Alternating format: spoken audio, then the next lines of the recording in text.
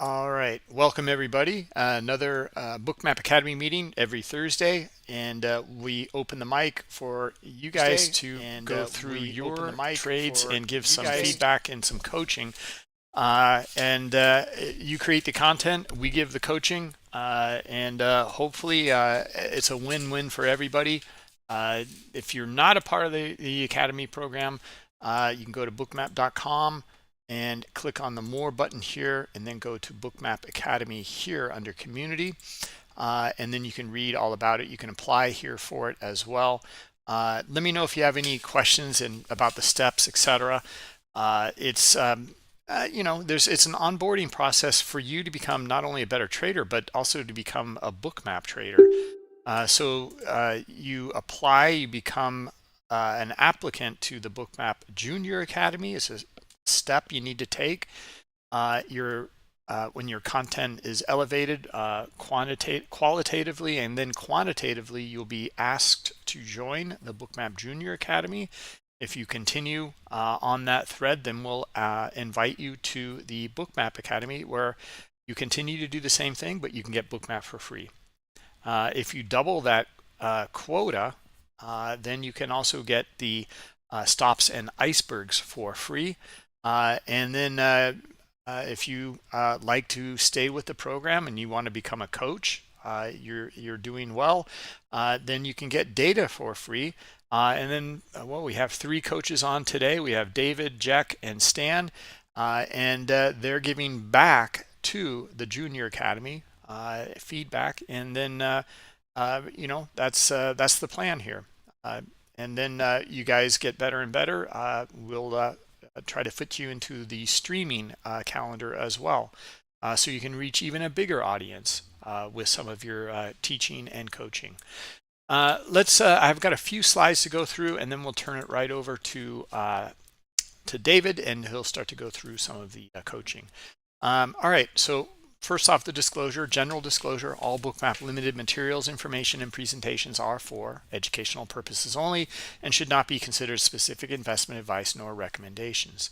Risk disclosure: trading futures, equities, and digital currencies involves substantial risk of loss and is not suitable for all investors. Past performance is not necessarily indicative of future results.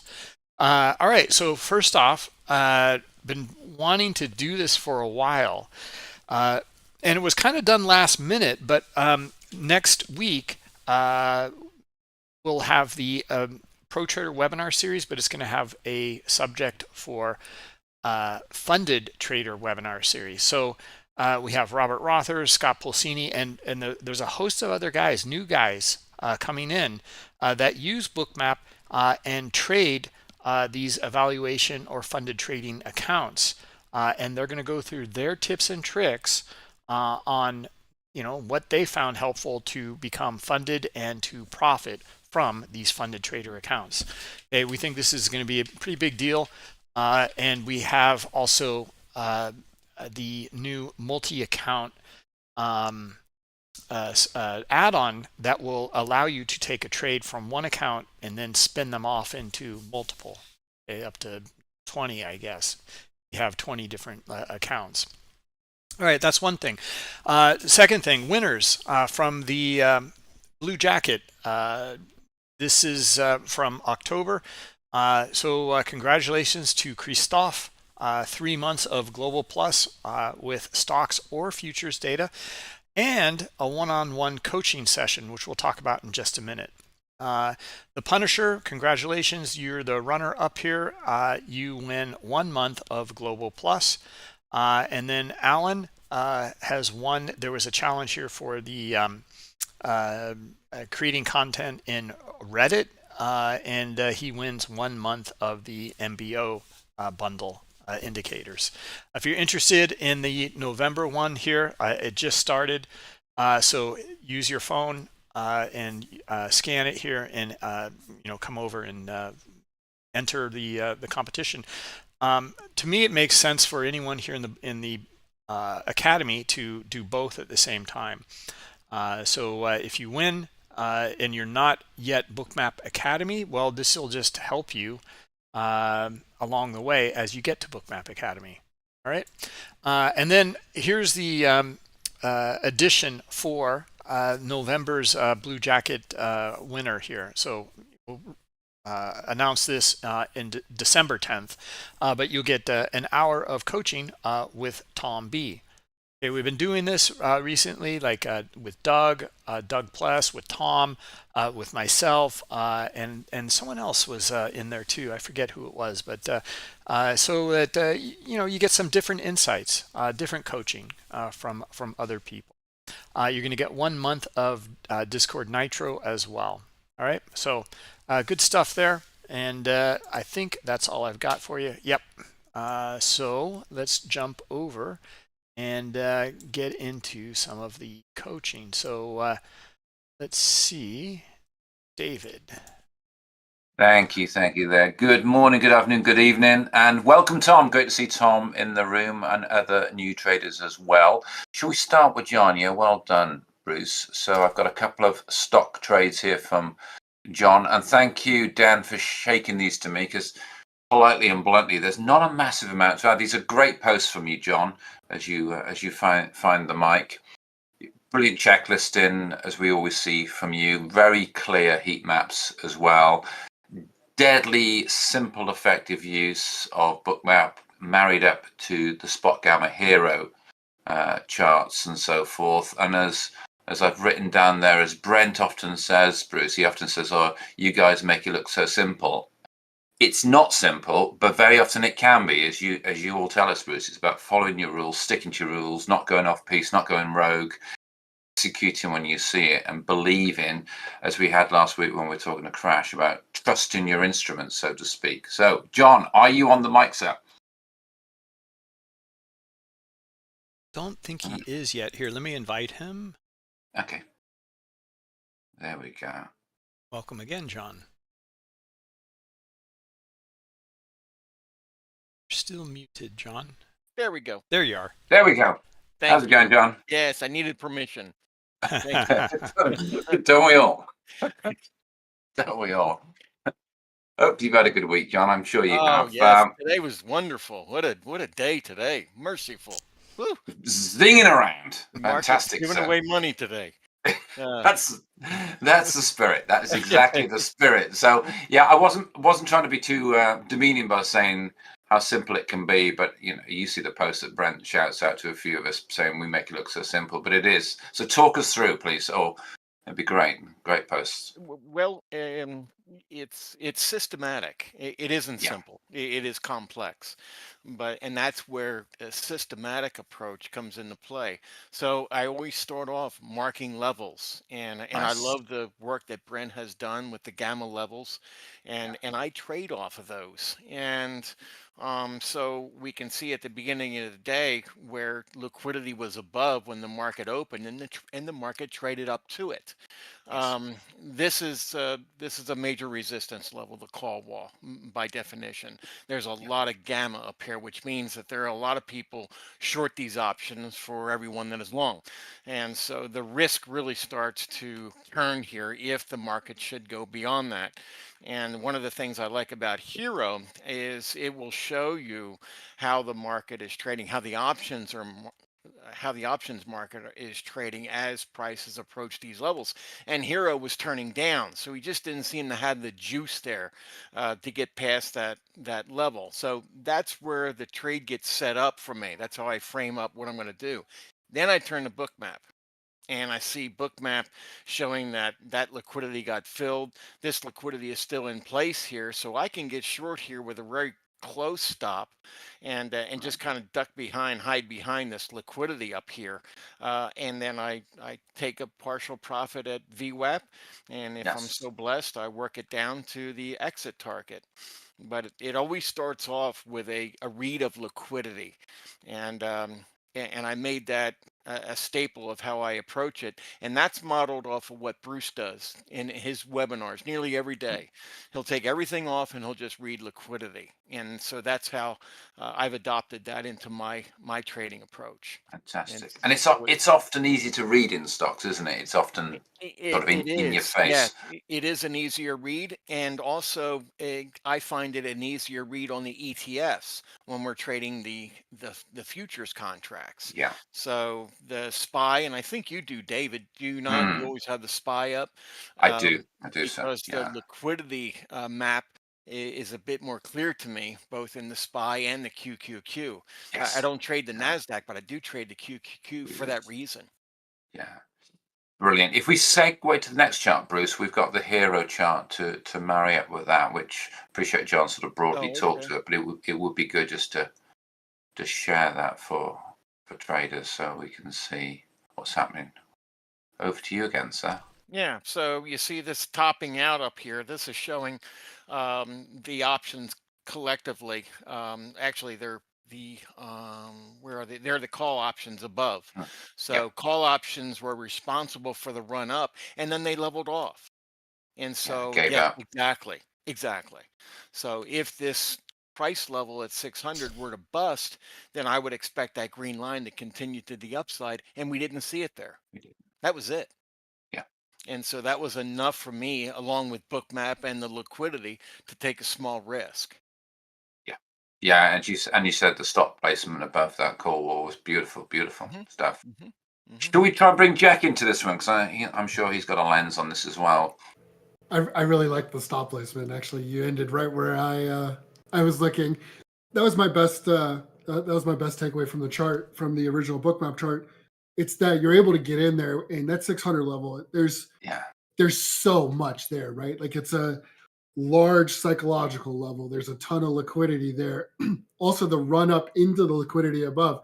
People are clearly looking to get short, Yeah. on that run up above a couple of bucks before. So it really was a really small risk there, to get short. So I really liked that. And then, using VWAP as just a confluence target, I'm always a fan of. I find VWAP is just a really good, eventual target. You're going to run into it at some point. Yes. So Yeah. just keep in mind where it is, right? So Yeah. those are the two biggest takeaways there. I really liked the short opportunity there, like 1013 though.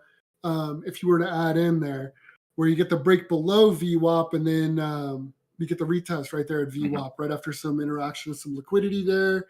Nobody's really there, and you can see, how in Bookmap that liquidity got pulled, but we still checked those areas. You can see the exhaustion right there at the tip, right above VWAP, and then we just kind of like faded right back down. So that would have been a really great opportunity if you weren't already short. So Hmm. that's kind of Plus what I that saw. hero chart. Yeah. John has posted the equity hub chart. I think John I just added something in. I wanted to add some context to yeah, that if we could bring 600 that up, level. Can you Bruce, show if that? possible. Yeah. Let me try to grab this here. No, great one, There John, we because that go. was one of my notes further down. Equity hub would add a little So bit more. You read my this is mind, where sir. Spot Gamma has just done some incredible work. We get this early in the morning. I was looking at Yeah. this at 5 a.m. I planned this trade then, and you can Mhm. see the huge amount of gamma here at 600. That's a pretty tall fence to jump there. And I just, going back to what I said with Hero, I didn't see the pressure to be able to No, it get through was there. on there. So Yeah. that just puts into context, rather than just looking at a book map chart where you see a line and liquidity. But what's also interesting is that from the previous day, and these are settlement values here, liquidity lined up right with it. So that tells me in real time that this level is in play. And unless and until it's taken out, Yeah. I'm going to see it as resistance and play it that way. Yeah. Very What's also much. interesting here about the put call impact chart is, you mentioned with the hero chart, David, that you got that Mhm. really strong call opportunity. That Mhm. orange line matches exactly what you should see there. Like, if you were going to see a break getting pushed into 600, you want to see strong call buying. And then once that call buying faded, like we saw in the hero chart there, we saw that reversal, and we can see how the options positioning here can set up, and then spot volume piles in, and Bob's your uncle, you're in a downtrend. So Yeah. Yeah. And easy to say and happy to be slapped back on it. But when you're seeing these at these sort of like the triple zeros and so forth, and it's all yeah, aligned, it does lead into us the more, if I say the institutional trader, but happy to be slapped and say, no, that's not the case. But yeah. this is the game that's been telegraphed by the bigger boys, so to speak. So Mhm, just mhm. tag along. Beautiful. Stan, sir, we've left you out. My bad again. Yeah, no worries. Nothing to say really. Yeah, just great job. I was just wondering, in the bookmap slide, if you were waiting for sort of order flow confirmation to take position, or just you have your setup, the liquidity got filled, and then you decide to take the position. Or, for example, in this case, if you were waiting for the bubble with maybe more sellers to give you more confidence to enter at this time, or Yeah, I understand what you're saying. There really wasn't a confirmation there, per se. However, the volume dot show was about a 50-50 buyers and sellers. They're at that large bubble, and it was a sizable bubble, and it failed at that point. So I actually sold when that bubble started to fail to the downside. And again, my stop is above, but if I see that liquidity start to be taken out, then I would be closing the trade out. So it's a really tight stop. And actually where that's being placed is it's something to have in there. But if that liquidity were started to be taken out to the upside, I would be getting out because I wouldn't anticipate 602. So it was a bit aggressive in there for sure. But it seemed that after this run up and Hero turning down, I could justify the risk before looking at this bookmap chart and then seeing the Delta bubble here and that being taken out to the downside. And that was enough. And VWAP below and marking liquidity below. yeah, that's perfect. You had your plan and you Yeah. just That's good, applied. isn't it? Yeah, Yeah. amazing. Right, let's throw the ball to Bruce now. Over to you, sir. And I really don't have much to say. I mean, you guys covered it all. I can kind of see a little bit of justification in here, John, what you're looking for, because here's kind of equal buying. You're looking at the volume dots the way they were years ago, and we still offer them, and you have your reasons for that. You like seeing all of it, and you can see that the delta on this one is a little bit more. So that combined with the other things you mentioned does give some confirmation there on the volume. Yeah, who knows? I mean, it might have come up into these levels here, but you would probably take the trade again though if you got stopped out and then you see the selling coming back below 600? I would. Yeah. I would. And because of the previous slide, that's a huge call wall, and sometimes it does that. But I would, yes, which means that I wouldn't want to go past that 600 so I could reload and anticipate. I forget what's above 602. I don't think there was much up there. I'm not showing that. But yes, that's correct, Bruce. I would get out pretty quick and reload, especially again with liquidity mapping down below at 582. Yeah, yeah. Yeah, and if just I had any pressure, I would also be fading back to 600. That strike is massive. So any order flow, any excuse I could get to short back to 600, if it broke above, I would probably do that on this particular day. Beautiful, beautiful. the only other comment I have here is like just really great and simple but effective annotation here. You've got your numbers, you've got your checklist, you planned your trade in advance, and then you've marked it up here very clearly on the chart. Nice. Time of day and date as well for me, Bruce, as well, which helps. Yeah, At the very exactly. top. That's Jack's him harping on us there. His wheelhouse. That's right. Yeah. That's right. Super important. It is. Can we use that as a change of gear, Bruce, for the next chart for John, which is Tesla? So it's the same sort of rinse and repeat, except on this one we've got a lovely build-up of liquidity happening. So back to you, John, please. Okay. I don't have the hero chart for this one. I've just got the bookmap heat map because I think we get the point. Right. And it was the same. Otherwise, I would have never taken the trade. So again, you see, I marked the liquidity first. I know where Hero is, and this is a massive amount of advertising down here. 344, 345. Below Big that, time. 340, and could have held on a little bit longer, but I try to place my trades to have the most consistent experience. That's Yeah. the thing that I'm most concerned with. So we go to the upside. We take out. We fill this liquidity, and not much above it. And so my stop is just over this liquidity at 51. Um, and if it started to move up a little bit, I'd get right out and anticipate reloading and getting, trying again Mhm. at 351, 352. But it never did it. It just fell straight off from there, which was, it's Nice. always nice. And then the first target is always at VWAP. Yeah. And then my target's at liquidity, and just trying to, what's the most likely scenario, and I plan my trades with that in mind. And like you just said, it's the same approach every time. So whether Yeah. it's futures, whether it's stocks, it's the same approach. Yes. And this is really designed for speed, so I could Mm-hmm. make a quick decision, a good decision very quickly, without a lot of other things on there, Yeah. Nice. to Yeah. slow down. Beautiful informed decisions. Tell me, John, when you're trading these, do you look at other assets instruments? I don't.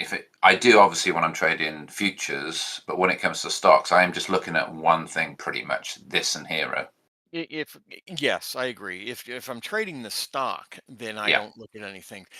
anything else. If I'm trading the futures, then I'm looking at basically 6 of the 7 mag stocks is That's what I it. Yeah. cover. We do, And don't we? Yeah. and the VIX. So those things fall into trying to get an idea as to what's Mhm. going on across the board. But for a Cool. stock trade, this is it. That's all I'm This is looking it. Yeah. And will you play these through news events or close to news events or anything like that, John? at. I, I do. Yeah. I do. I traded, Perfect. period. Yeah. Yeah. It's Yep, an yep, opportunity. yep. Stanza. What do you think? Please. Yeah, not a lot to gain. That's perfect. You have your plan, you apply it. I still find a bit aggressive the entry, but yeah, you have your money management behind, a tight stop. The risk reward is yeah, is very good. The target is perfect. Liquidity plus view up. That's yeah, just great. It is good stuff. Jexa, please. Look at the volatility. This is 2 minute time slices, and it's moving 9 points. I mean, it's just absolutely insane. I remember this. It the 350 set up really well as an early target. I actually took it long on the dip lower. Okay. I ended up bailing though at 349 ish, Mm-hmm. so right at like 933. I took that long there when we broke above, and I tried to get all the way to 350, and then we just faded, and I was like, this is crazy. We moved $4 almost instantly, so I just took the profit and ran away. This short is aggressive though. I agree with Stan. This is pretty aggressive, even coming off of that once we filled that line, Mm-hmm. because we don't really hold it, So I wouldn't have shorted there. I definitely would have shorted on the pullback in like a breakout below, somewhere around 347. I probably would have shorted, but yeah, up at 350, that was really aggressive. But if you're looking to get Yeah. there right there, there's nothing wrong with that. Yeah. But it does fit also trying to defend John or stand alongside you, John. It's within that opening, isn't it? Because we've got it scoots up on the bell. You've got your technical levels as you're playing to. You know you're in your batter's box. Let's get the terminology right here. Yeah, you're dancing with your shoes and off you go. Yeah. Yeah, Yeah. and really what sets it up again is really spot gamma. That was a Yeah. huge gamma Yeah. level there, Yeah. and hero. So at face value on this chart, I agree that it is aggressive, but I do have those other things working. Yeah, I can't see the hero chart. Yeah, So I and I mean, I don't think I submitted it, but it well, I was mean, it's okay. it's the same picture. Otherwise, I wouldn't be in it. Yeah, I can tell you that. yeah. If I saw, basically a risk reversal, right, where all of a sudden the market's long put short calls, then Mhm, yeah, I mean, I see all kinds of reasons to get short there too. mhm, So, mhm. um, But it is, again, it's one of those key levels, and I found that this week and last week these levels have been really, really good targets and entry points, and everything in between has been really, really sloppy, right? And we see it here, 350 and 340 is really bracketed liquidity, right? And then Tesla's just kind of bouncing around in there as people are playing the volatility, so it's not bad. But yeah, I'm sure with the hero context and the rest of the spot gamma context, I would totally agree with you. Yeah. But yeah, just looking at that bookmap chart, it just seems aggressive. Yeah. I do like the band below though. Your exit target. Let me post that. That's beautiful. Yeah. So that's at that previous pivot low where there's a lot of liquidity. Yes, exactly. Yeah. I love looking for those for exit targets. And it's a pretty big band. I mean, it's $1 wide with a bunch of liquidity down there. So it was a really, really good target. Yeah. Other than that, great. I appreciate it, man. As always. Sure. Thank you. Perfect stuff. Perfect. Bruce, sir, please. Again, I mean, there's not much to cover. It's very clear. It's very concise. It's the same thing that he did earlier. I mean, maybe. I mean, I like. I don't know if we need to go over it again, but like your trade management system, which I just think is so good, John, and so important for people to adopt, because you've got a great setup, but you could still like get wiped out if you didn't manage your money and you manage your trades. So yeah, I mean, just to kind of reiterate your trade management along the way here, you take your partial here, you pay yourself, and you make sure you're getting a paycheck, and then now you're risk free, and you can kind of just better manage this thing and know that you are kind of building your account along the way. Well, if you can just comment on it, because that really hit me hard. I don't know, like a month ago or a few weeks ago, you elaborated on that. I just thought it was really great, because if you don't do that, then if a trader doesn't do that, they can find themselves thinking, well, I'm going to knock it out of the park. I'm going to make $1 million this year.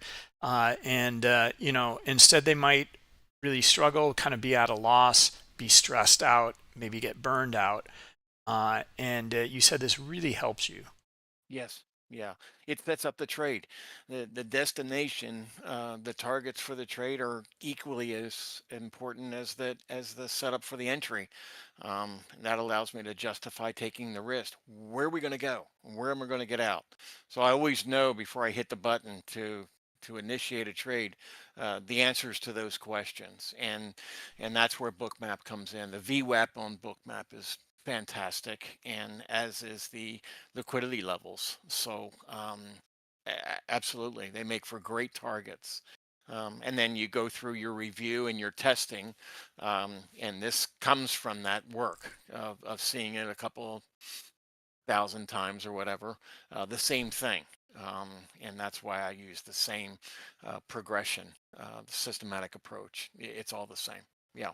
So that's vitally important, to be able to look at it and say, okay, this is the best thing that I can expect to be most consistent, and that governs the trade. Yeah. I'm curious, just on there's nothing really more to go or mention here, at least from what my point of view, except that I'm wondering if, with such massive spot gamma levels in here, do you see these continue on for much longer? Like the trade continued here to the downside, to not just 340 but through it and maybe other areas? And do you look for you showed that chart earlier, or at least maybe David did, back up. Is it in here? I think I have it here. On. Yeah. So, like in this one here, uh, I mean, if this is your massive gamma level, are you looking for like, maybe this area, or you did take profit here at that area. This was 342 or something, right? Or I'm sorry, 583 or somewhere around there. So, or maybe you can hold for longer. I don't know. I'm just kind of curious. Well, anything beyond what's marked on the liquidity is great news. So you're seeing these gamma levels down there. Um, I'm looking at the bookmap chart, and it's the liquidity levels that govern what I do. Yeah. So yeah, the potential is that you could hold them down there, and for me, that's more of an options trade than it is. I'm just trading stock here, Got you. and I'm Very trading good. a bunch of it. So Mm. I want to take. I'm going to close the trade out at the best possible, most consistent marker that I can find, and that's liquidity in bookmap. Got you. Got you. Yeah, it's just like Jack said. I mean, look, this is 2 minutes. It's Lovely. pretty amazing. There's a lot of volatility there. Yeah, yeah, yeah. Great stuff, John. Think.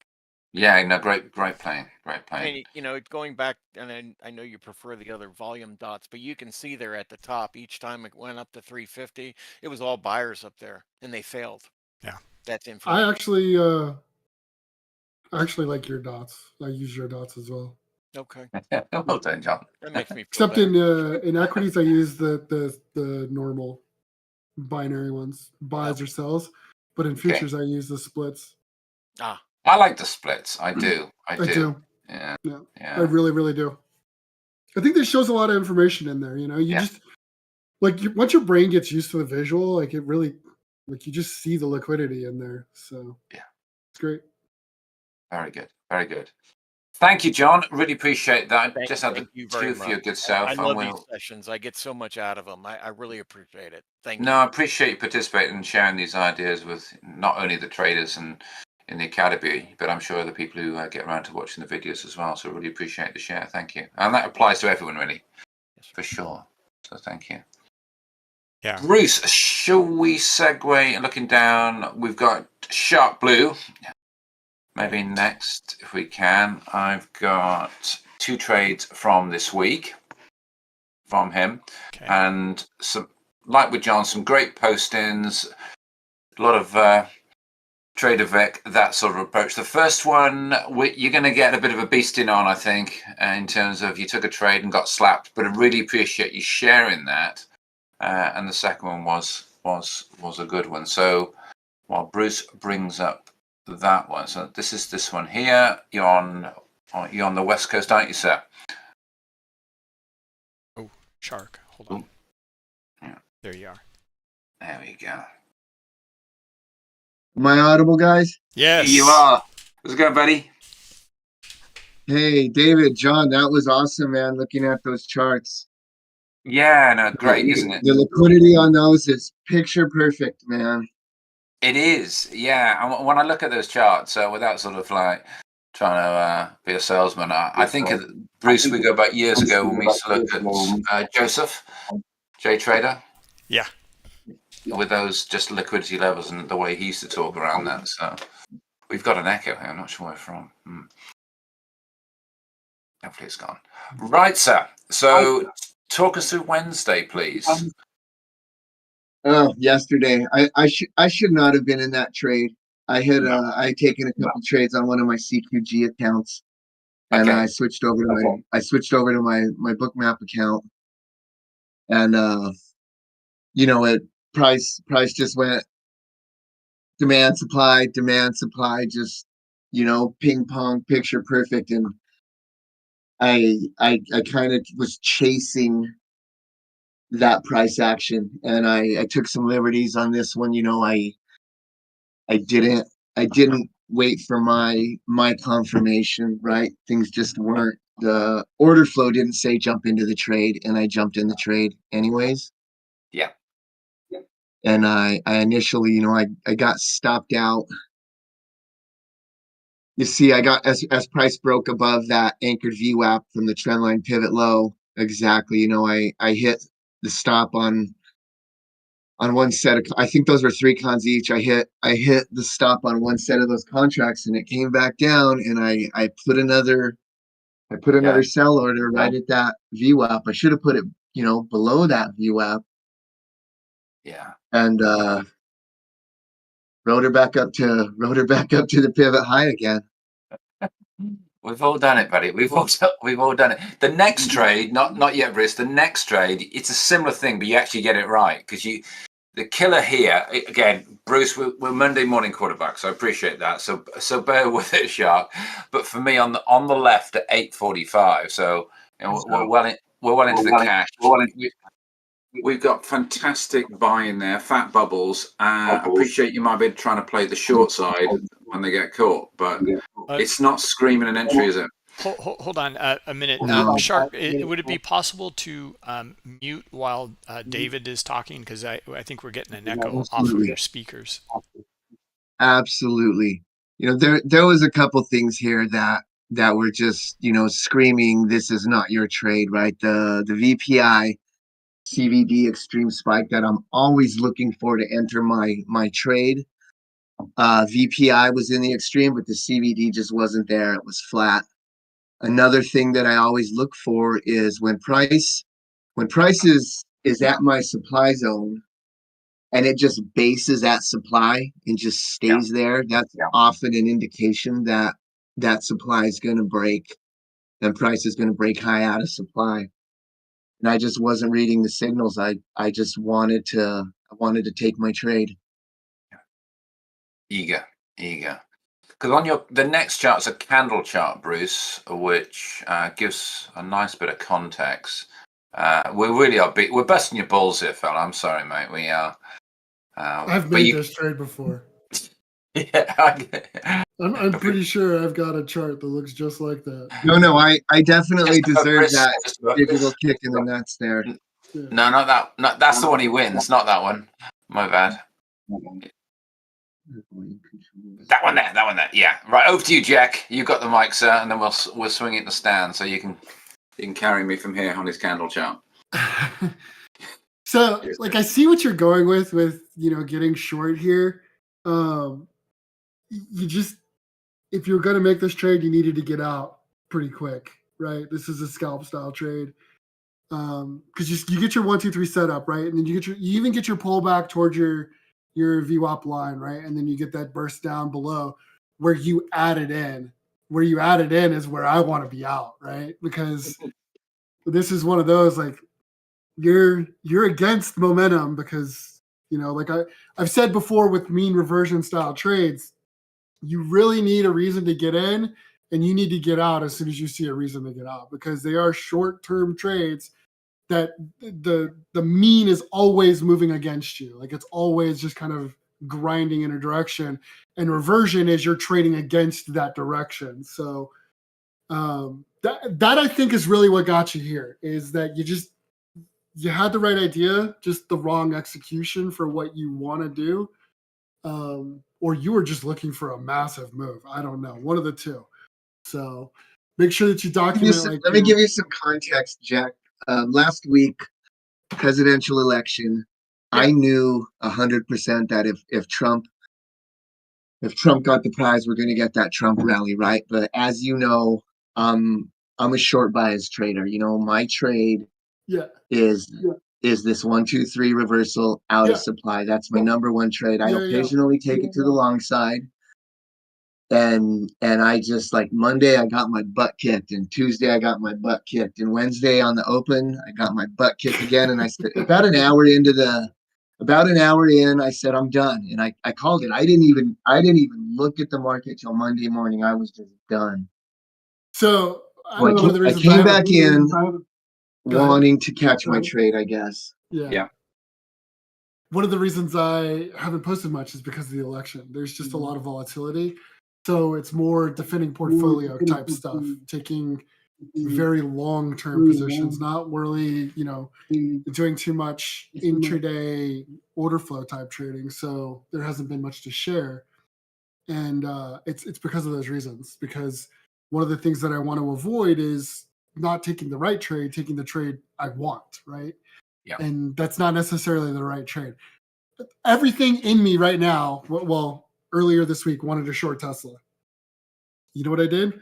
I just stuck it out. I didn't push the sell button and everything else. Mhm. But with that, it's time and experience. But what's good is your stops are pretty organized. You have, good risk management. We see your risk management. And when you're wrong, you're reasonably willing to just accept that you're wrong, right? Like you said before, you got to the point where you're like, okay, I got it wrong today. I'm going to take a break. I'm walking away, Do what? Muted. No. I size my trades accordingly, so I know where my stops go, and I'm Nice. comfortable taking my loss. Yeah. Yeah. So That's so important. I'll take it. Yeah, I mean, That that's green what's line, important. that under over, right? Resistance becomes support. I mean, that was a pretty clear indication, right? We got resistance. We get that little consolidation. And yeah, I added to that trade right before I got to that consolidation. If I was going to add, in hindsight, I should have put that add below that pivot. Yeah, the VWAP line. Yeah, and it stands out. But again, like David said before, a lot of this stuff, it stands out, Monday morning.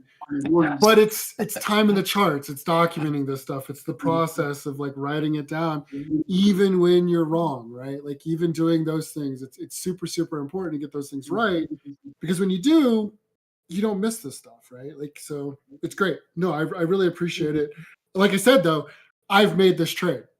I've taken the trade I wanted and not the trade I needed before. And that's why you have risk management. That's the entire purpose. Exactly.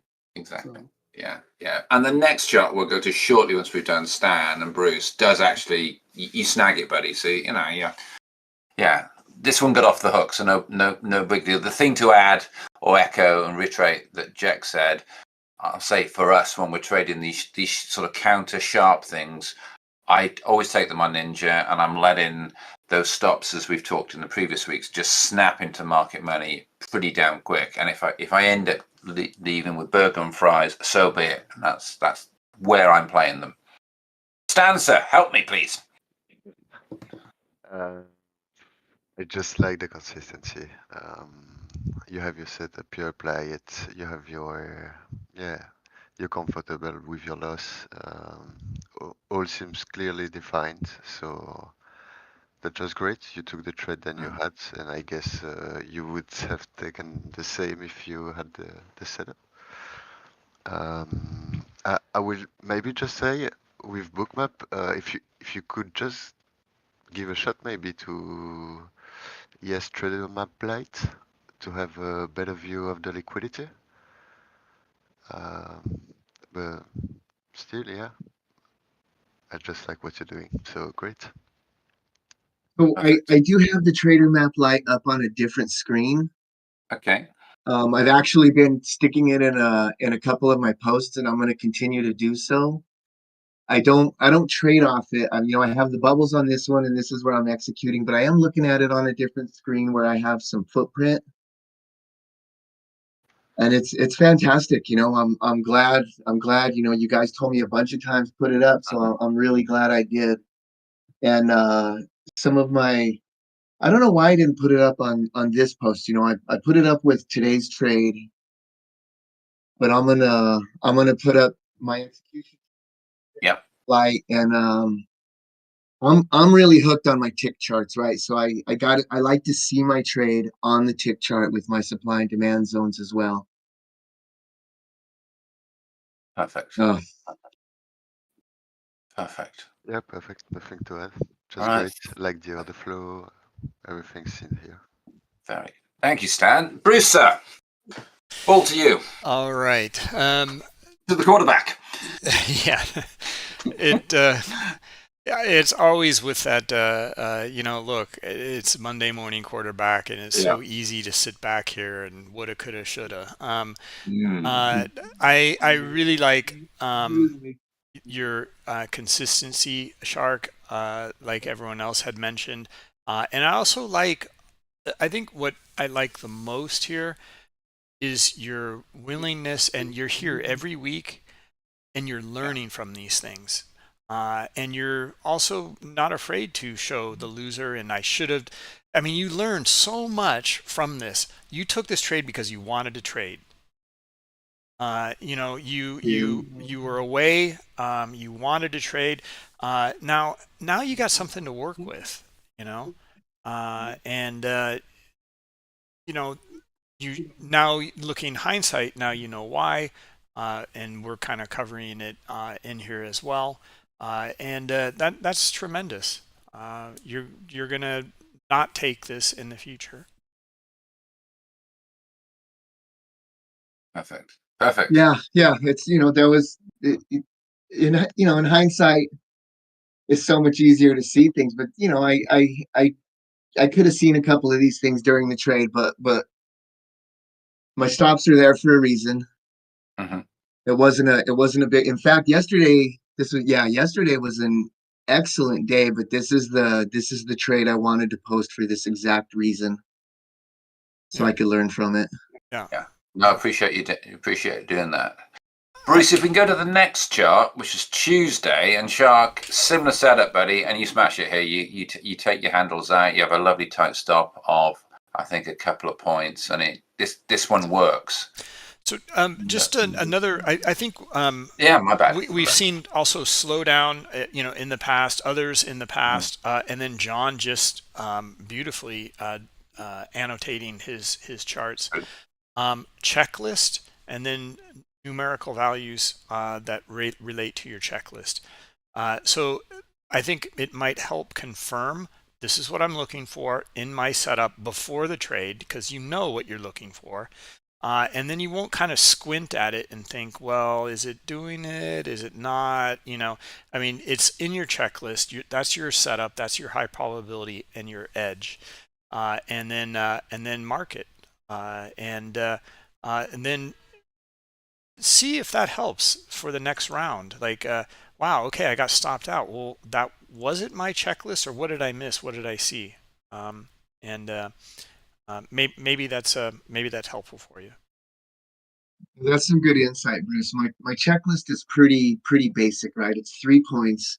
Number 3 being order flow, support of my technical analysis. Maybe I need to add a couple like A, B, and C to that number 3 on my checklist where the order flow is concerned.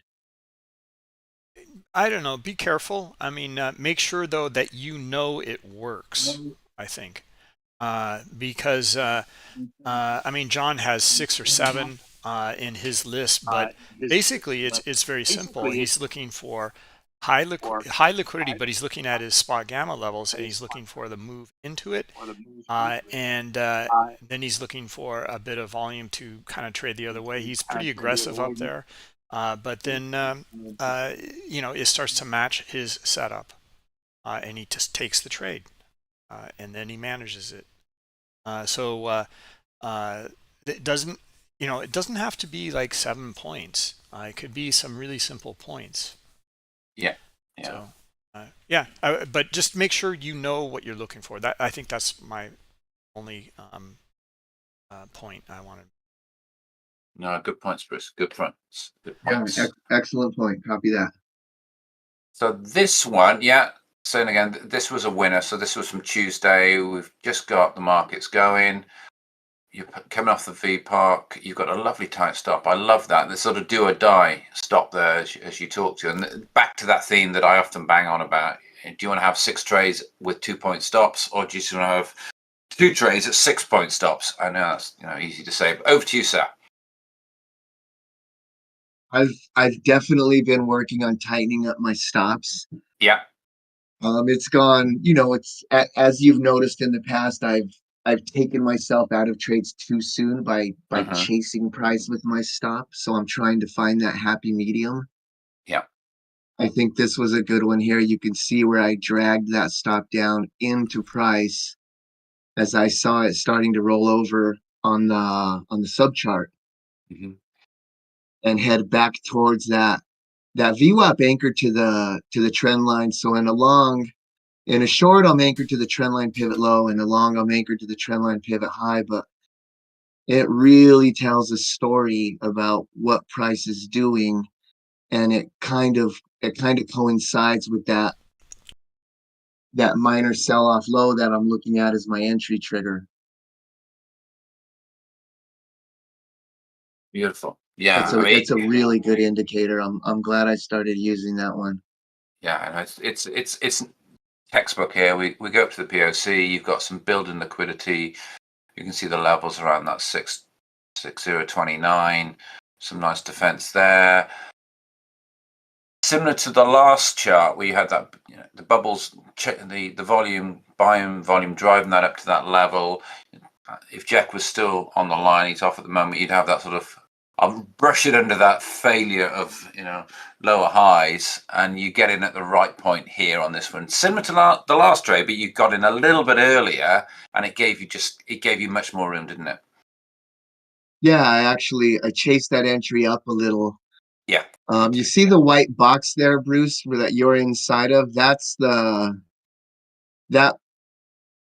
market pulse price change. I learned that from Donkey Face.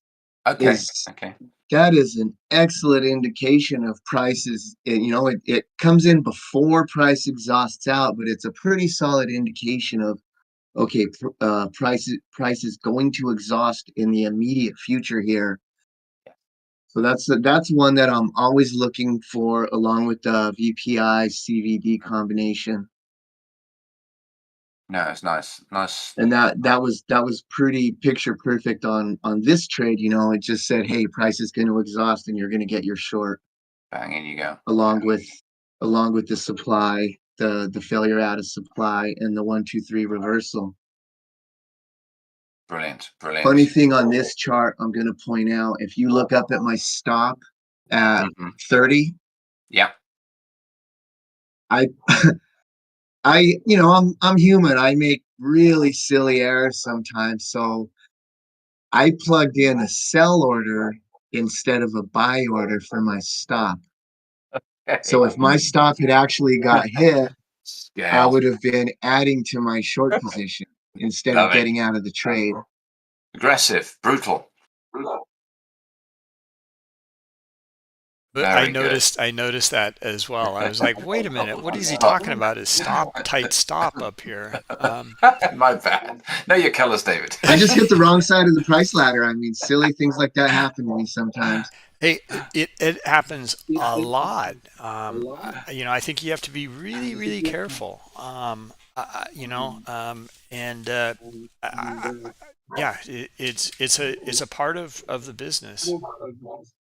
That's a big reason. One of the reasons why I have a hard time moving off of platforms once I'm ingrained in it, because everything is so muscle memory. Like I've made these executions thousands and thousands of times at this point. So like moving to a different platform, they could put the buttons in the same spot, and I think I would still mess it up sometimes.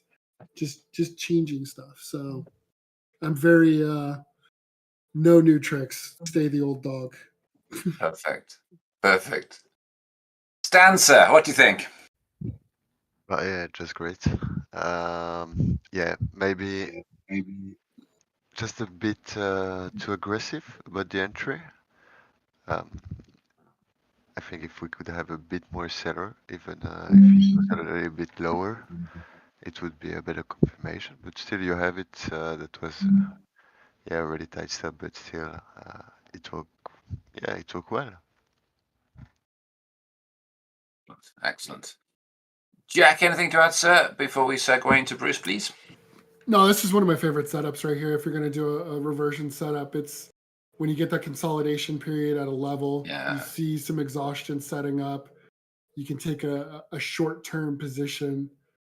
I've actually started using this kind of setup with Trace, actually, and looking for, in this particular case, like I would expect that 60-30 level, whatever the corresponding SPX level, would be a positive gamma spot, right? And then below like 60-25 maybe is like a negative gamma spot.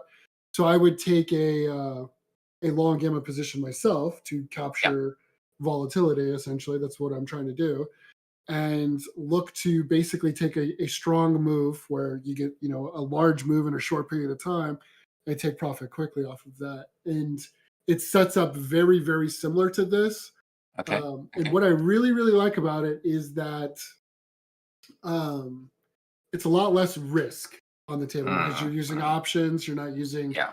you know, spot futures. The only issue is obviously with less risk, you do have some of that less profit potential because there is still that extrinsic time. So you're not getting Sure. that full Sure. delta move. So Yeah. there is the give and take away there. But I've been using something similar and I really like it. I really like this kind of setup.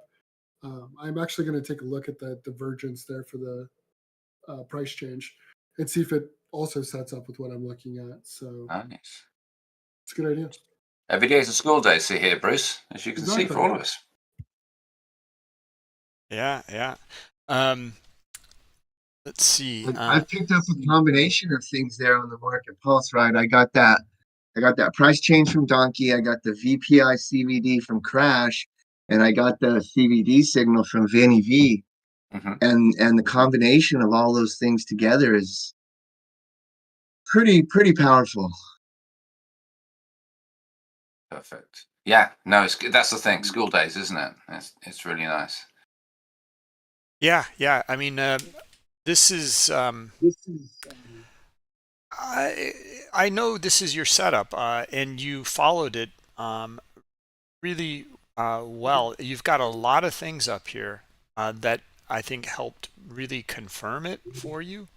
As you'd mentioned about, you know, some of the indicators, that's great, but you're also trading into the, you know, the POC. You got your VWAP up above, and then you know, here it's a lot of buying.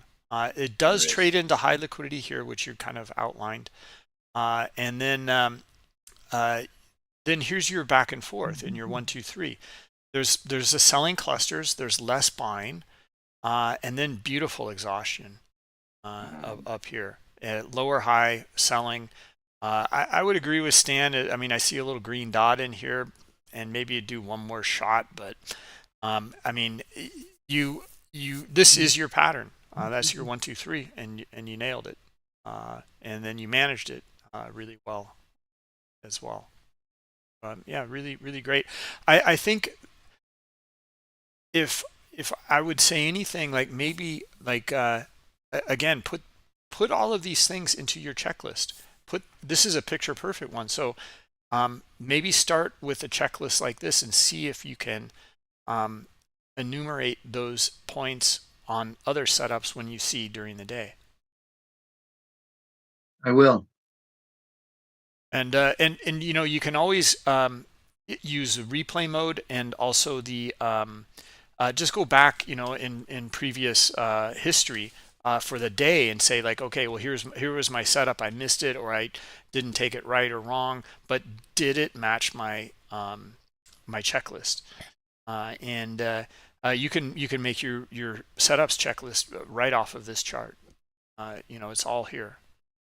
So maybe that's something to explore in the next few days or so. Do. Can we take a real quick look at the tick chart, Bruce? Yeah. That goes along with this one. So you'll see in that red circle that right in there is where I trim the position and then I just cut it. And you know, if you look at my demand target down there in the green, like price eventually made it to that target, 15 minutes later. But I think I'm happy that I cut that trade where I did rather than sit in that consolidation for 15 minutes.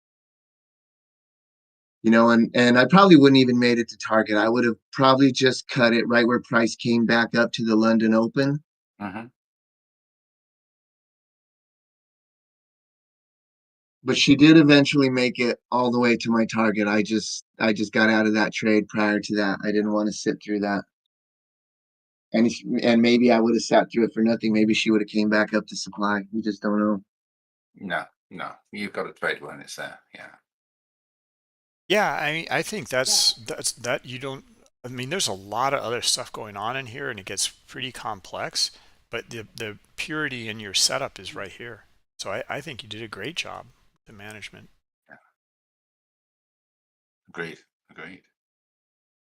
Well played, Thanks, buddy. guys. I, as always, I very much appreciate the insight. You know, the opportunities we have here at the academy to learn is just, it's massive. It's such a great place. Likewise. It's a great community and nice everyone sharing as well, as we say. I keep saying it, school day, Bruce, for sure. Yeah, but Shark, it's because of the effort you're putting in. You know, really, again and again, you're the one that's getting the most out of it. You know, because you're here every week. Well, I mean, you as in general, anyone is getting the most out of it by doing their markups, restudying it, posting it, getting feedback, and then learning from it. So this is what the whole thing is about. It is. So, yeah, thank you. Well, thanks a lot, guys. I appreciate the insight and the opportunity as well. Welcome, sir. Welcome.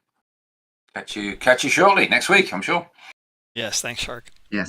Excellent. So my final one is Vinny, who I think's back with us. Vinny B. Hold on a minute. I got it. Okay. And apologies, Vinny, I've not posted in the chat which ones we're looking at. I picked up some screen grabs from Discord directly. And these are some really nice, simple setups, Bruce. We've got the checklist on the chart. Similar sort of scalping that I like to take, Jack likes to take, going in there and just taking out a couple of points out of that. But I look forward to him talking us through if he's joining us. Yeah, hold on a minute. Fine, there you are, Vinny. And welcome to the stage.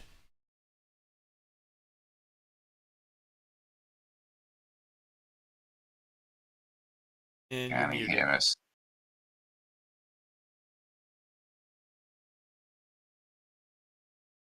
Yeah, still see you muted there, Vinny. Mm-hmm.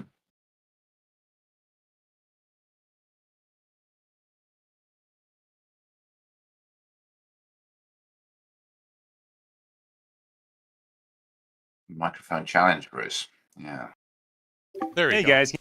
There we go. Fixed. Can you hear me? Yes. We can, sir. How's it going? Okay, good. I got it. Like I said, this new microphone, so you got me. Yeah, I needed to hit the mute off. That's So okay. so happy to be here. Thank you so much for having me. Welcome. That's great to have you. So we've got a couple of little trades here to talk through. I love you going in and just raping out some greenery, screaming out some greenery. It's fantastic. This is a beautiful, simple setup. But talk us through, please. Yeah, well, I just really got to thank all of you, especially in the academy room. I've been having so many educational conversations. Brilliant. Seems like late at night with Stephen and David, and so some really good ones. But thank you so much for working with me. Yeah, this trade. Let me see. That was just yesterday. Yeah. Okay. Yeah. This is. No trade is really simple, but. This is a really trimmed down version of a setup that I kind of use. As you can see, is a consolidate. It fell below at resistance. I probably could have gotten maybe a little bit earlier, but that's okay. Yep. So we have passive order was being absorbed right there. It's kind of a favorite of mine, and it really stayed right at that resistance level. So I went ahead and entered, and like Bruce had said, sometimes you just get small base hits, and this is what happened. It just went right toward the I use Fibonacci as a way for my exits, and as well as liquidity. And this just happened to hit it, pretty good, right on at 161 fib, and just got 3.5 points. And simple, like you said, just really kind of base hits, and these base hits add up. And so it may not be as sophisticated as everybody else, but I really kind of trimmed it down, and I kind of call it my department of bookmap efficiency. Nice. So I really I kind of use the CVD, VPI, and icebergs, liquidity, and fibs, and does you have any questions? Well, no, it's just got to say it again, so to repeat, it's a lovely trade, and at 6018, we've got a large lotter coming in there. at 1610, you've got that big blip up on the buy. It fails, it gets slapped, it gets pistol whipped. It comes back up, doesn't quite get there. I know my description may not be quite right, but we've got another sort of like lower high. Bang, in you go on the sell. It's fantastic, and yeah, you timed it perfectly. So. Yeah.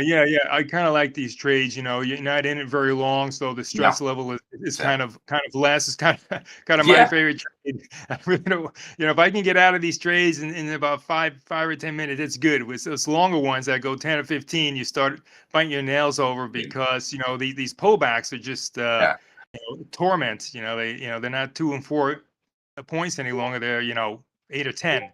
And just how much can you sustain. So you really got to get a precise entry. And I've been burned a couple of times for sure. But this one worked out well, and they've been working out. So just got to keep going at it.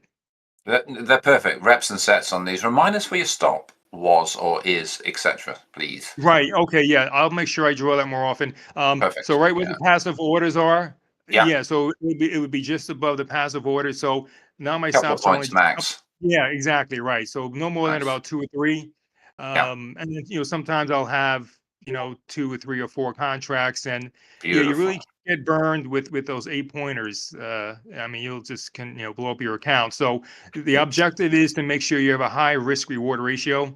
So make sure your reward is like 3.5 or 4 points, and then you're risking only, like what you just said, is just a couple points. So keeping losers small so that your winners where your losers. Beautiful. That makes sense. Beautiful. Okay. Dan, sir, what do you think? Yeah. Again, I really like the consistency. The checklist is always there. Just great job too. Okay. Yeah. Obviously, I would prefer the entry with sellers, but in this case, you could maybe, I would say, get it a little bit earlier, but still, right. You get it like, on the pullback. But still in this pullback, it seems like we have some buyers. So I don't know what was your feelings with this cluster at this time, or you entered just after this. Right. So I entered on the pullback up to where the passive order is absorbed. So I'll enter that right there. Sometimes it'll climb above it an extra point or two, and nothing's perfect. So but that's why we have stops. And this one it worked out well, fortunately. Definitely. But you're right. But you're right. It could have been entered earlier. You're absolutely right. And I need to do a better job of that. I wouldn't be too harsh. No, but that's perfect, really. And yeah, thanks for posting. Yeah. Jax, are you still with us? Oh, the mastermind Jack. Okay, he's not here, is he? He's all right. He's shown as a speaker, but I'm going to go into Bruce, if I may, please. I dodged the bullet. He dodged a bullet. Yeah. It was very wise. Yeah. Marine Corps bullet. Yeah. Metal jacket. Yeah. First off, Vinny, again, like you're one of the most consistent. You have your checklist, you got your date, you're marking them all up. You're doing this again and again and again, and I think it's fantastic. I know, like we just talked about Shark, and him doing this as well, and it's got to help. Thank you. First off, really, really great work. I'm gonna kind of nitpick, I think. Please. Don't take it harshly. But I'm kind of along with Stan on this. Like the I know we don't see a lot of data here, but what I do see, like you're right, your consolidation, and it's trending down. You're starting to see, it's hard to see what buyers might be under here, but there's some exhaustion here, starting to exhaust here, starting to see some selling pick up here. Actually, I would kind of, along with Stan, maybe kind of see maybe the move go from, or it would be, might be aggressive because, I would love to see more liquidity on the offer, like around here or something like that. But the move down to here and take some off. And then the pullback, I find it, I mean, just personally for me, a little scary because first off, with the ES, it traded here, high liquidity. We see the big sell dot into the high liquidity, and then it goes through a little bit, and then we're starting to see some exhaustion and some buyers here. So I don't know. A lot of times I find it comes back up and tests where it dropped from up here someplace. One thing you do have is you've got a lot of liquidity here coming down at lower levels in here. This is great. And they're pulling in these areas in here. Yeah, a bit aggressive on the pull after the pullback. Just because of this buy cluster in here, it could easily come back. I don't know. I find it every time I'm like, yeah, I'm in, and it's like, oh, why did I get in there? So something to consider. But other than that, like, I mean, just a beautiful, like, this is your continuation pattern here. And you really nailed it, and you waited for the selling to start to come back in. And this is your flag pattern right here. So, this is more like ABC pattern, ABCD, and then right into your target. Beautiful. Yeah, just to make a comment, you're right, and I could have entered that earlier in the consolidation, and I missed it, and I had to just wait and be patient to see if there was another signal.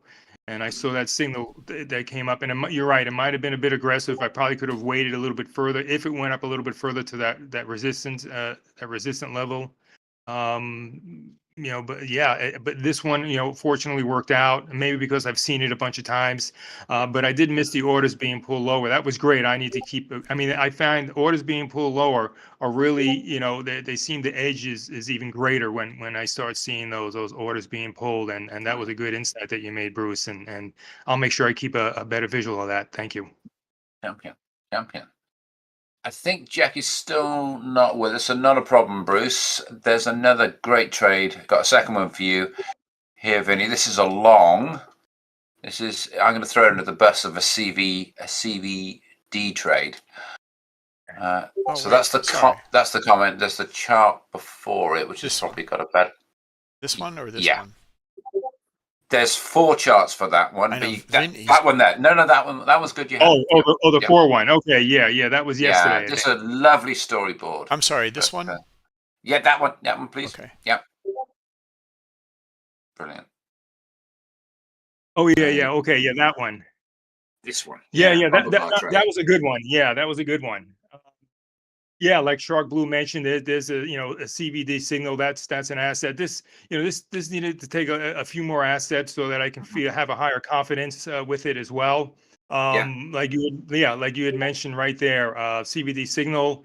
I don't remember exactly the bigger picture chart, but just looking at this, yeah, I mean it was great, and so I just piled on with several contracts, and my initial target was up there by 12. Oh yeah, that was sometime in the morning. That's right. Yeah, I was looking at the 12.1, but I don't know what the reason was why I didn't go for that one. I just saw the liquidity popping up over there, which was about 7 points away. Right. So, and I just felt more confident with that, that exit, the trigger right there. I thought maybe there's a lot of liquidity there, so it would take a lot of absorption for it to really, absorb all that liquidity and for it to pop up a little bit higher. So I took the safer route, and I took the 7 points and just got out. Just 7 points is nice. You got a few contracts. Beautiful, buddy. It's beautiful. They can't take it away from you. So they can't. No.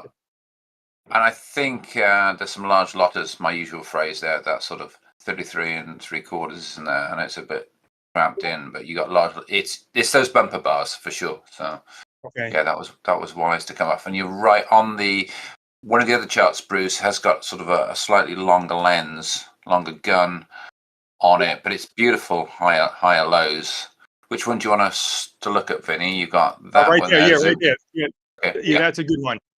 Yeah, that's the midday. That's the midway update. So when we have several contracts, I really want to keep a close eye on this. Oh yeah, this is the spoof. So yeah, when you have those, that's really kind of a test that you all know that these you have some of these bigger come in traders. and go. Yeah. Yeah, they come in, so they throw one of these in here, these kind of fake ones to see how it responds, and it hung on. You see this time and time again, a real thick red line. It actually happened today early. I posted in the room Okay. with a stock, and Yeah. but this one with the futures, yeah. So I kind of anticipated this. You see this time and time again, and sure enough, that's what happened. They just pulled the order. They tested it. It came down. Nice support. Added some conviction, and I just said, hey, it's a go. So held on to it. Let good structure, and then let the process play out. Yeah. Really nice. And to echo what Bruce will probably say, nice charting, really clear, right Thank up on the screen. And welcome in terms of it's easy to see what you're doing and so forth. Stanza, help us, please.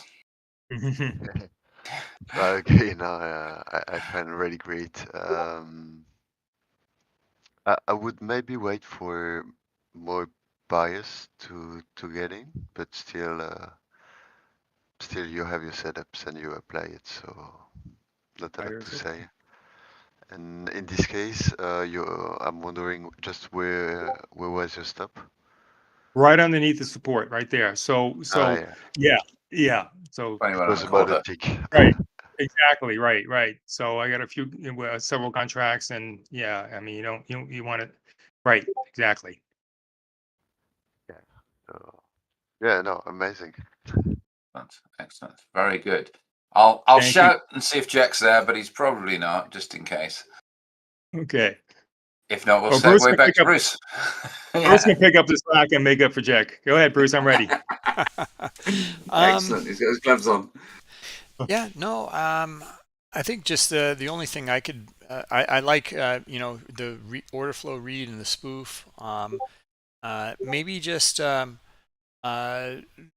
it's odd. I mean, it really stands out to me because I'm so used to seeing your checklist, and you don't have it here.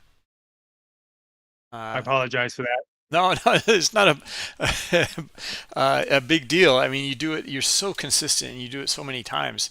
Yeah, it was just that's my only comment. That's all I have. Okay, I apologize. I typically don't put it in the midway updates, but I think you're right. I think I need to include that in there. Okay, So okay. thank you. So that's why, because it's Yeah. you already have it in the other chart. Got it. Yeah, but still, I need to put it in there. So I'll definitely put it in. Thank you for that tip. Oh, not necessarily. If the way it depends on how you're journaling it, Vinny. Like if you have like Okay. all of these charts kind of together in your journal, Sure. then you're just this is an update, like you said here, midway update. So never mind then. Just disregard. Okay, thank you. Yeah, and you can go to the fourth chart to see where it ended up afterwards. Okay. So that's the second one, and you can pass the third one and just go to the fourth one. Yeah, and that's where it ended up. So yeah, it ended right on up to the level we wanted. That was it. Beautiful. Beautiful. Beautiful. Yeah, lovely chart, really. Nice and cool. I love that storyboard. It's really nice. Yeah. Oh, thank you. Yeah. You again, I have to really give credit to all you guys for educating me on the checklist. That was really a big one when I first started out. I know I mentioned it before when I talked last time, but you guys deserve all the credit, and that's really helped me out because now I have a visualization of what to look for, and you just trimmed it all down, and so I just zero on in. So thank you. No, you're welcome. And the thing that I like about the chats we have here, Bruce and everyone, is that can I use my golf one again? We're all playing the same. We're all playing the same game. We're all playing the same field. We're looking at the same stadium, whatever it needs to be. But we play it all slightly different. So you get a slightly different lens off Bruce, different one off Stan, different one off Jack, different one off David. When we get John on the stage, or we get Crash on the stage, we get you on the stage. We've all got a slightly different nuance. And it's like, yeah, that's a good point. That's a good point. Or that's not a good point. That's what I love about all of this, Bruce. Really do. Yeah, absolutely. Go ahead, Jeannie. Yeah. Yeah, I'm sorry. Yeah, you hit the nail right on it. Yeah, even I chat with you get all these ideas from Christoph, Shark Yeah. Blue, Gross, DNT, Malik. I mean, all of you guys right in the room. We just chat back and forth, so it expands me. Sometimes you just kind of get tunnel vision, but chatting back and forth, it just broadens me even more. I'm like, hey, I missed something, so thank you. Yeah. No, welcome. No, thank you as well. That's me, Bruce. That's me, Dan. That's my three colleagues, my three friends. Okay, I made a par, so thank you very much. Yeah, I think you got a birdie there, fella. I think you're a couple under. On the back nine, you're under. You're under par, mate. I love it. Under par, thank you. Okay. Fantastic. Yeah, thank you, Vinny. Let's see. Is that everything from your side? That's the three I had this week. Okay. And then let's see. Stan, who you have to start with? So I have Christoph for first. Okay, hold on. Bring that.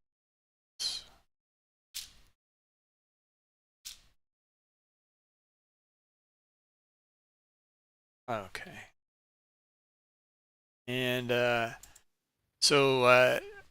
you can speak in French if you want, and translate it if Christophe is in here. I'll invite you, Christophe, to the stage if you like, but it's up to you if you'd like to or not.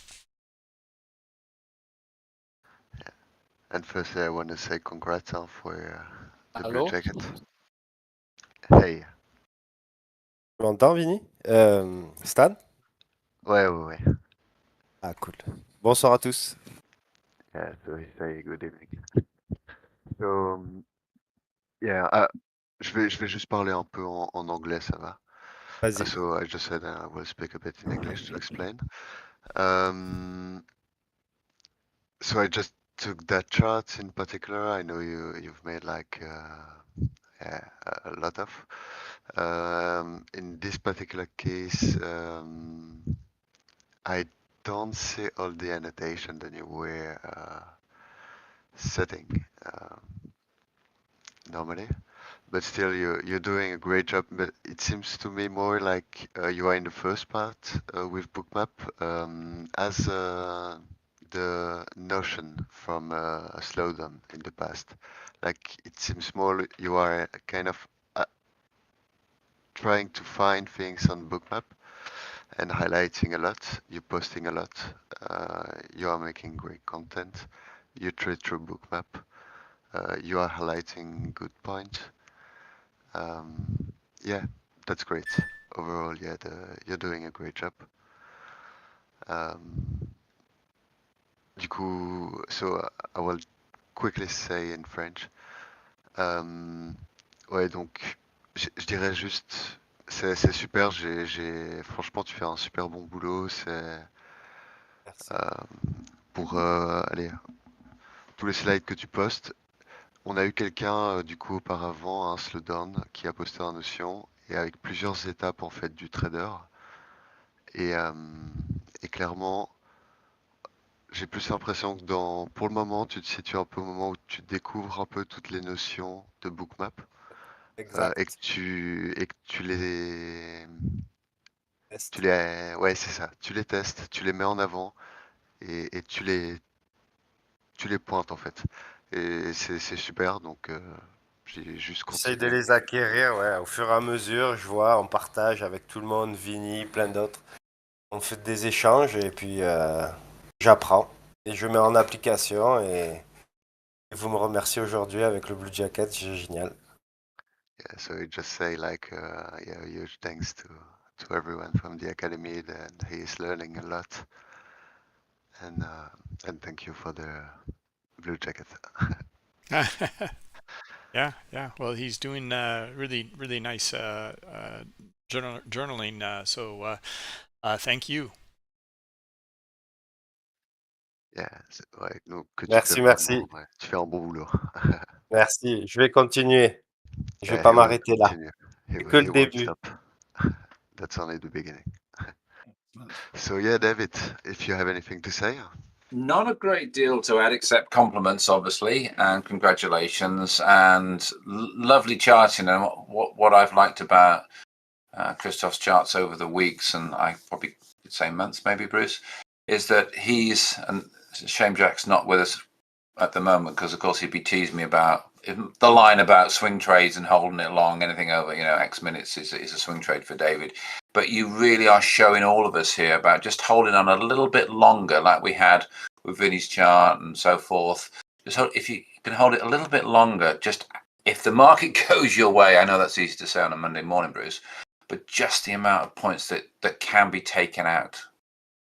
You got in just ahead of that massive spurt of selling, which is fantastic, and you've just it's a perfect print all the way down, isn't it? You've got those lower highs. Yeah, perfect. Bruce, help, please.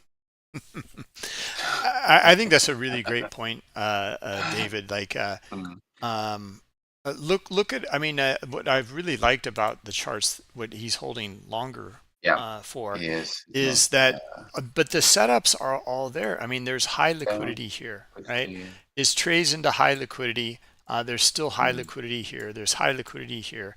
But look how aggressive it is on the offer, and what do the the aggressive buyers and sellers do? They sell. So it's still fitting the overall trend, which he's got marked up here as with his channel lines here. So why wouldn't you stay in it?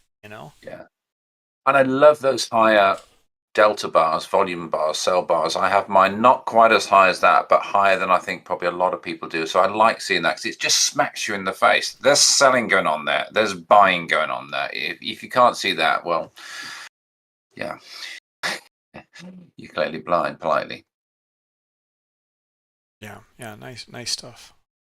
Really good. I don't know if Jack is. Jack, are you there? I guess not. Okay, well, I don't know. Like, I do agree, Stan. There's not a whole lot on here, and I think marking all these things up and then putting it into your checklist, like he's done in the past, is the way to go. So this is kind of clean and clear. But let me. I guess we don't have another one from him with the checklist, but continue with it.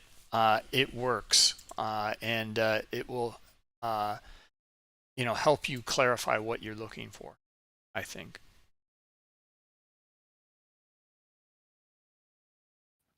Yeah, that's it. Yeah. I just took that one, but obviously he made like a lot those days. So yeah, that's great job. Very much. And it's nice to see more traders from the European community, Stan, that's for sure. Yeah, obviously. Obviously, yeah. Well, we can ask him about beer shortly, can't we? Yeah, we can. And I think like just this picture was more about the trade than I took. So yeah, that's great to have a lot of picture from the trade than you are looking. In this particular case, you don't have a lot of annotation, but most of the time, you put a lot of effort on what you're posting. So yeah, that's not a lot to add. Perfect. Okay, so I don't know if we any comments on the next chart here. Not for me. No, not for me. I don't know for you, Bruce. But I think it's from the previous chart. That's a zoomed view from where it took the trade. Really? Huh. Okay. That's Let's see here. So 221, 250.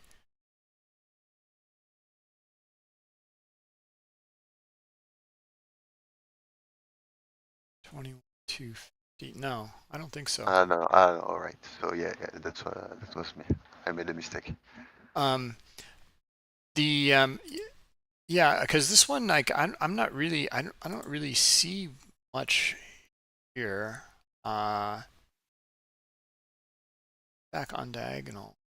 Yeah, I think it was just one on maybe several images. Ah, okay. I mean, just I've been kind of covering things a little different, and for order flow in the all markets webinar, and uh, this, to try to clarify this just the power right up your alley, Stan, about highlighting liquidity, and because this is really where you can get a lot out of Bookmap. And that context in here. So yeah, okay, there's aggressive buyers in here, but look at, there's high liquidity here. They don't tangle with it. There's a bit of selling down here into some liquidity down here. But again, even more here and here. Now, clearly, you can see right in here, this kind of yellow area. So as price is coming up, they want to be sellers. They're telling us that, we get a nice move into this, and then that's it. I mean, I just love looking at this kind of stuff. How if you go across the top here, where all that liquidity is and where these transactions took place, we never come back, and at least in this time frame. And you can even see a little pocket of liquidity in here. I know it's all contextual, but when you start to note, I don't know, I think it's great to start to note these things and then kind of work it into a potential plan of like, wow, okay, if there's kind of this toxic move that moves away very, very quickly, I don't think they're coming back. And you can look for maybe a pullback in this whole little zone in here. It came all the way back to where it dropped from. This is just an idea that we have high liquidity, a high volume, the toxic move here, and then it comes back and retests. So is that a potential setup? Is something to look into. I know you got your trend line here as well on a higher time frame, so it's hard to kind of see. Anyway, and then where does it go? Well, does it go down to the swing? Does it go down to high liquidity on the bid? Just some food for thought. That's all I'm getting here or mentioning here. Yeah, that's it. Yeah, surely. I think like it was, so his trend line, and that's break, then the pullback, and he enter with with some of them, and but truly, highlighting more like other flow elements. Yeah. No, I'm sorry. You're right. I didn't no. mention that. Here's your trend line. Here's your break of it and retest of the back of it, but it comes right back up to where it dropped from, and then some little pocket. It's hard to see because of the marking. Yeah. Anyway. All right. Let's see here. On in Caesar. Right? Is Caesar in here? I saw him earlier, I think. No. Okay. All right. Well, I don't know. Stan, do you want to go through? Yeah, we can, or I can go through maybe DNT Miller if he's here, and then DNT's in. Yeah, he is here. So let's invite him up. He's in the room. Yep.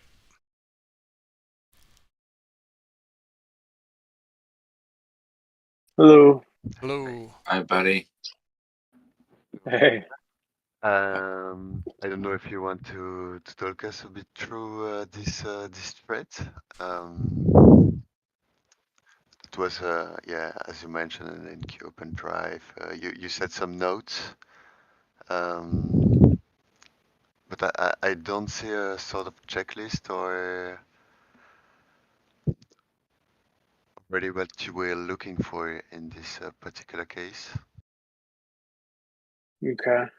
NQ providing a more clear path. Oh, okay.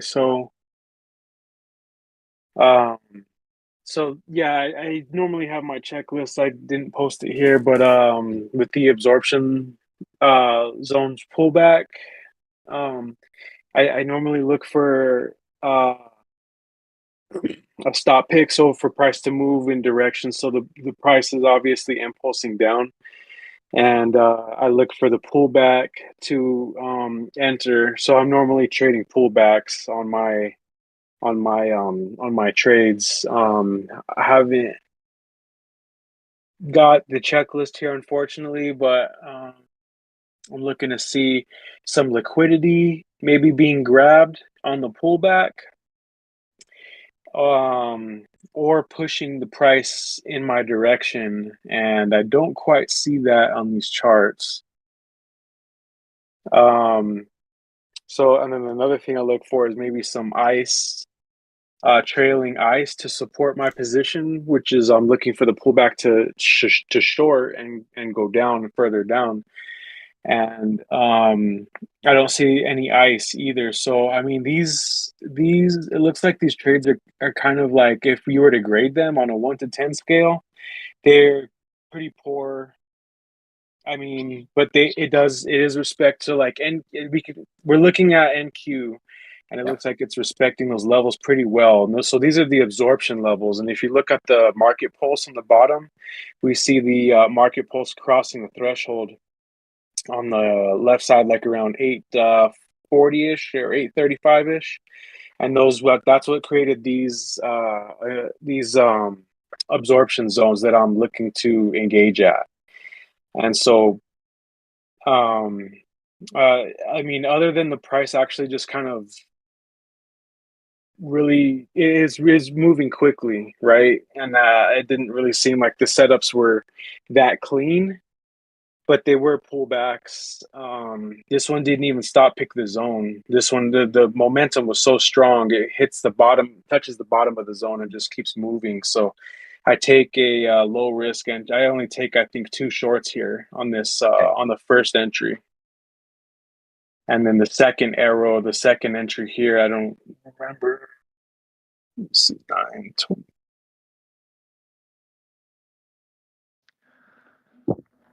Yeah, so that's that. But I do look I usually look for it to stop pick the zone, and then I go in and enter. It's yeah. I should have put the checklist, though. It would have helped a lot.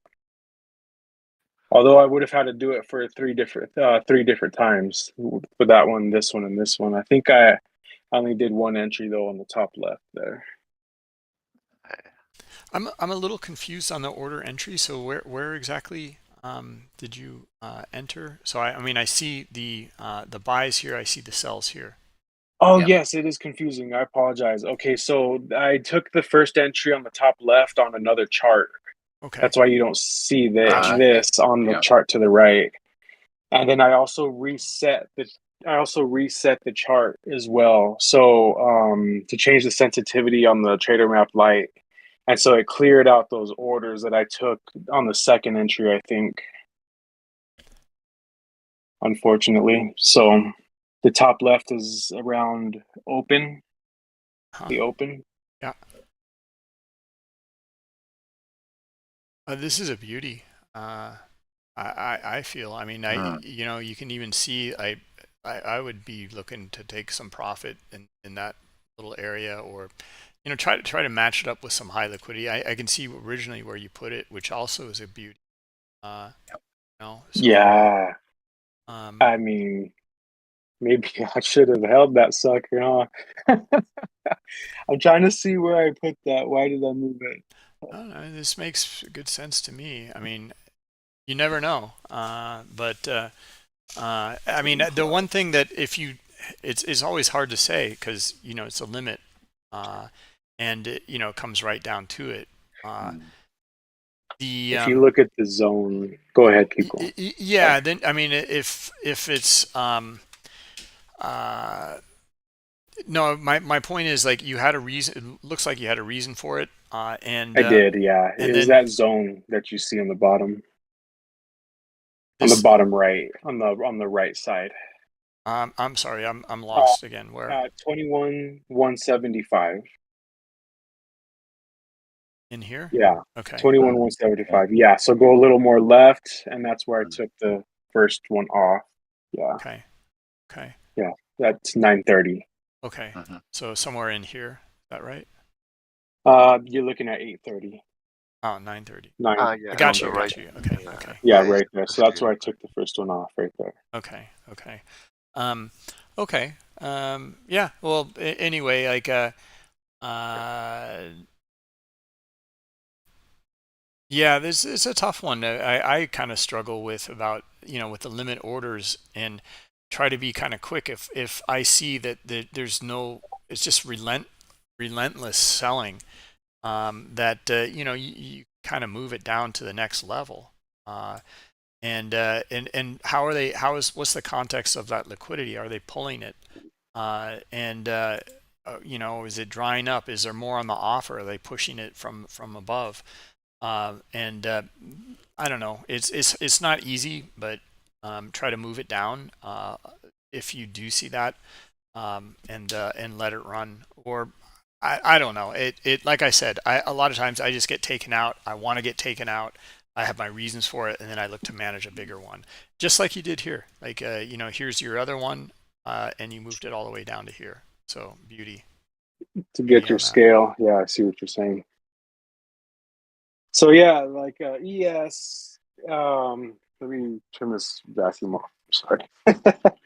So I was talking to Steven, and I'd say the same thing to like Rob. I think before, when ES sometimes, like, I've noticed it's been auctioning, not like this was somewhat clean, right? So if we're looking at the bottom left map, Yeah.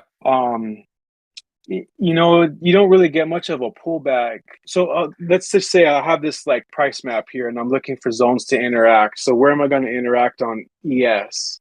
Well, I see I can interact on that pullback right there where the red arrow goes back up into that zone, and that's a pretty clean short there. But if I see ES, let's say, break through that top zone earlier, and then and I can't really participate in that, but I look at NQ and I see this small pullback, and I can participate in that one because I do have something I can play with here with these zones. So if an ES isn't really doing something, or isn't really, giving me a good auction to interact with, then I'll look at NQ and see if this is doing something that I might be able to do something here. And then if this isn't doing anything that I like either, then sometimes it's just best to like not trade or wait for something to set up.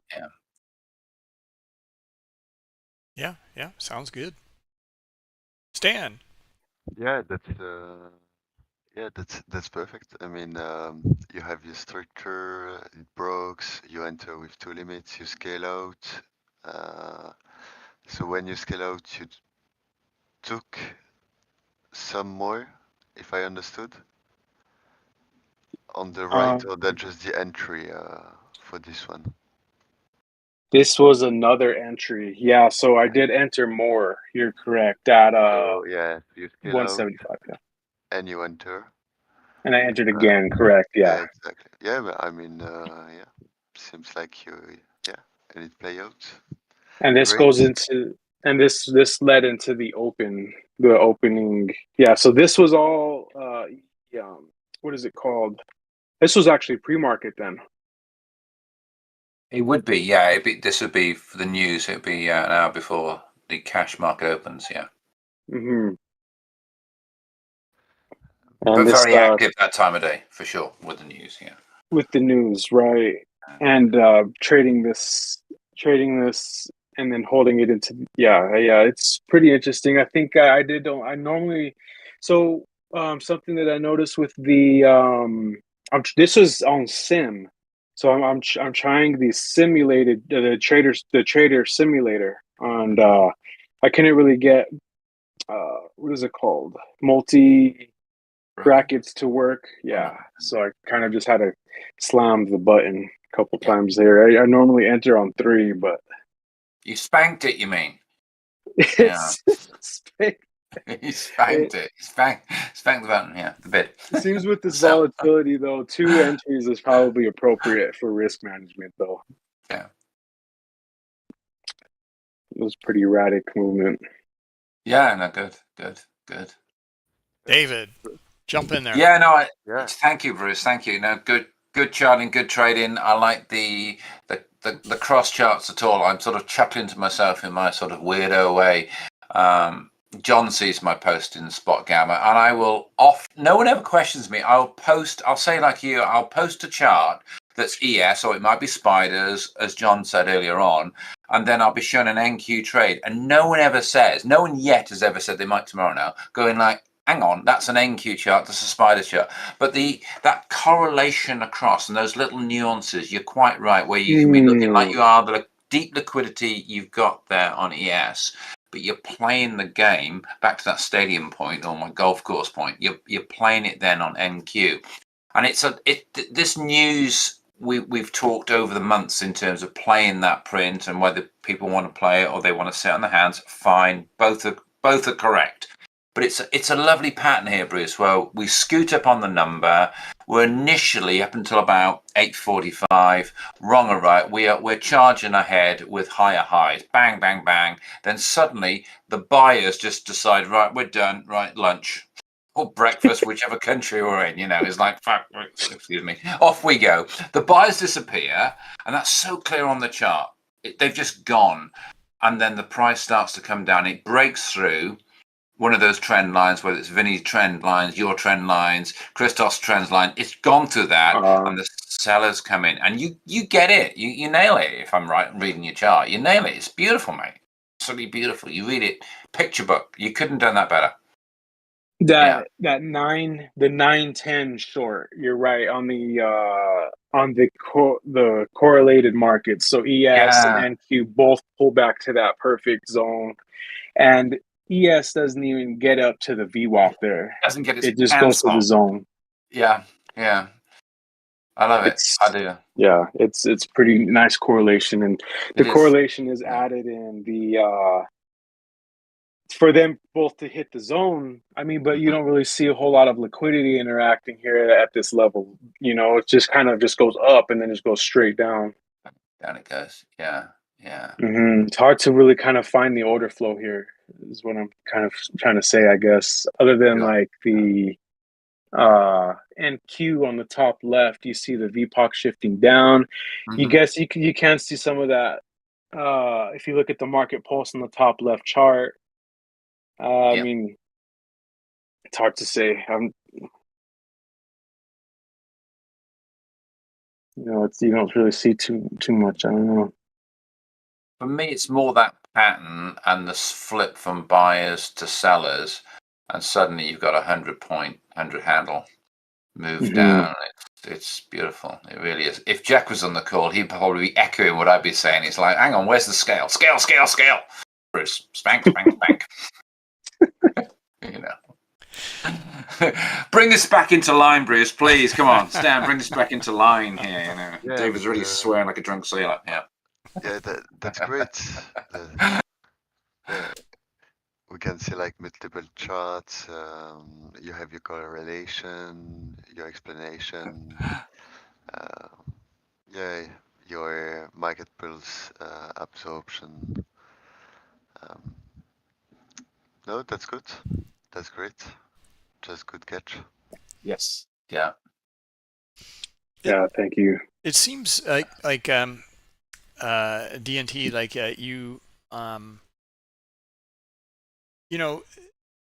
I recall charts like from several months ago, and you really have analytical side that you really go deep into it, and and you still kind of do, but like I just seems like you're really progressing, and you are now integrating the transactions, your transactions and your management within what you're looking for. So now you know what you're looking for, and you're still analyzing or looking at many different things, but you're playing within it. And in my mind, I mean that's what it's all about. Is whatever works for you, and then how to fit orders and management within that. And you're combining those two, and it's really nice to see. It is, yeah, that's lovely stuff. I appreciate it. And that is actually something I'm working on. So I appreciate Vinny posting his breakout trades. Those are nice to see because I'm trading pullbacks. So there's a difference. So he likes those breakout trades, and those are really cool to learn from. Now that I'm looking at pullbacks, I know Shark has this price change and CVD signals. So that's something. I mean, I'm over here on the top left chart playing with a whole bunch of stuff, and I don't think it's really. I don't know. It's hard. It's just I don't think it's helping. So I mean, I might end up having to look at some of the Sharks posts to help because I want to see. When on the pullbacks, you want to see sellers start to kind of fade off, and or buy. So in this case, this pullback, we want to see buyers start to ease off, which they did. Yeah. Okay. Yeah. So I want to see some buyers like ease off the gas a little bit, and yeah, you're right. They did, and you can kind of see it there. So, and then start to hit the offer, right? Nudge up the size of your volume bars like Christoph has got. Just a little bit. You have on the top left, you've got their pretty high volume bars, but the main chart here is slightly low. I appreciate they changed during the day, David, and all those other things, but yeah. Yeah, good stuff. So let's see here. Love it. Else, I think that's it. No, right? Yeah, that's it. Yeah. We have Caesar. Right. Maybe we'll go over Caesar next time. It's like almost 6 o'clock, and I really appreciate everyone putting in the effort and sticking around and everything. Yeah, no, we do. Valley fan, a special shout out to you. Like something that I've been covering, like learn from you, but doing it a little differently with liquidity, not cam levels. So, if the context is, for example, maybe even we can show it in here, we blow through a liquidity level. There's just more buyers, trading into like maybe here, more buyers trading. I know this is news, but you get the idea. That it trades into it. But there's still more demand, so you look for the next level. So the way that Valley fan has been covering his trade management with his cam levels is it trades to it, and then he's looking for something very specific around where it traded to it. It's not just an automatic I'm in. And then the same thing we can do with liquidity here. It traded into it. Did it stop the buyers? If not, there's just more supply. I mean, more demand, and it's going to go to the next level of supply. And it's just something simple. And I just Valley fan, you're hanging out here, and I couldn't find a way to splice you into the conversation, so this was the best way I could. Really good stuff, though, and maybe we can go over it next time. Yeah, other guys in here that we missed, we didn't go over. We will next time, and we'll cover your stuff. your content. I'm starting to lose it. So You need a beer. yeah, that sounds great. That sounds great. Yeah, this time. right. Yeah. So yeah, thank you everybody. David, take us out. Well, thank you, everyone. Thanks, Bruce. It's been a real pleasure, as always, catching up with everyone. Thank you for, I echo what Bruce has said, all your posts, your time, and everything else. And it's a great community we've got here. And listening to all our rambles and our Monday morning criticisms and busting and all that sort of stuff. But yeah, look forward to catching up next week. Have a great weekend when it comes. And enjoy the casino while it's still open, as I say, Bruce. All right. Thanks, David. Cheers, everyone. Take care. Cheers, guys. Bye. Bye. Thank you, guys. Bye. Bye. Bye.